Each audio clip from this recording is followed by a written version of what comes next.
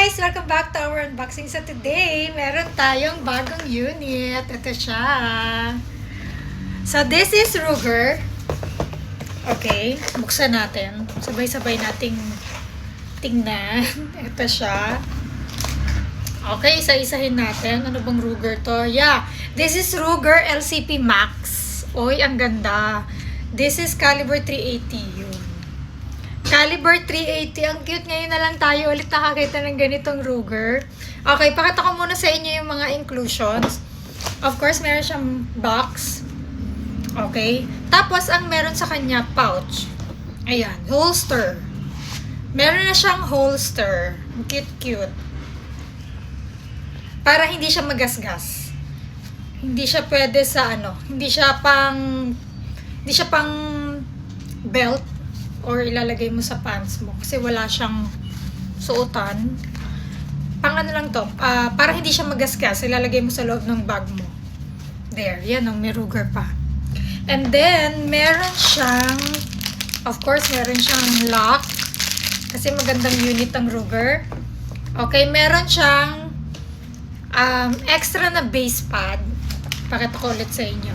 Kasi wala siyang extra mag. Isa lang ang magazine niya. So, kung nabibiting ka banda sa may pinky, like that ito yung sinasabi ko na kaya may mga extension yung mga magazine ay para sa mga pinky.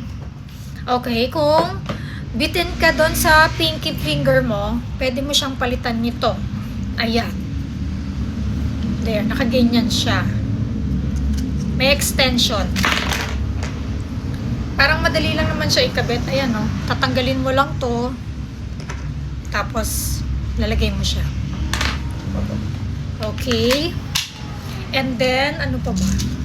Ayan, meron siyang speed load. Tingnan natin. Kumpara doon siya. Ayan. Yes.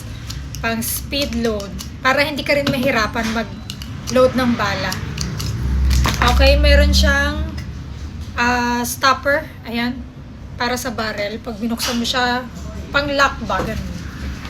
And then, meron siyang manual. Of course, meron ding sticker. Yan, mga nilalagay natin sa car natin. Okay? Yon yung mga laman ng LCP Max. Okay, so alam nyo na kung anong marireceive nyo pag bumili kayo nito. Okay? Lagay ko lang ulit. By the way, ang magazine niya, isa lang, pero 10 rounder naman. May extra mag naman ito, pwede tayong kumuha. Ayan may Ruger na siya na brand dyan. There. Okay, yung unit naman, isa-isahin natin. Ang mag-release niya ay pang kanan, pang right hand. Ito siya. And then, ayan, yung sight niya, ayun, ang ganda nung sight. Parang umiilaw na green. Ayun. Tapos yung rear sight, wala naman. Ganun lang siya. Hindi rin siya na-adjust. Okay? Hindi rin ito optic ready. Ayan. Very slim na kasi siya. I think hindi na rin siya talaga pwedeng lagyan ng optic. Ayan. Very simple lang siya. Tapos ang nito parang Glock. Ang safety, nasa trigger yan. Basta may ganyan, safety yan. Na para kahit malaglag siya, hindi siya puputok. Unless mapindot itong gitna. There. Okay. So, yan. Super liit, super cute, super nice. Caliber 380 to guys. Para siyang 9mm din. Tapos, ito ay sobrang magaan lang. Although, still itong ibabaw, itong slide, polymer yung kanyang grip.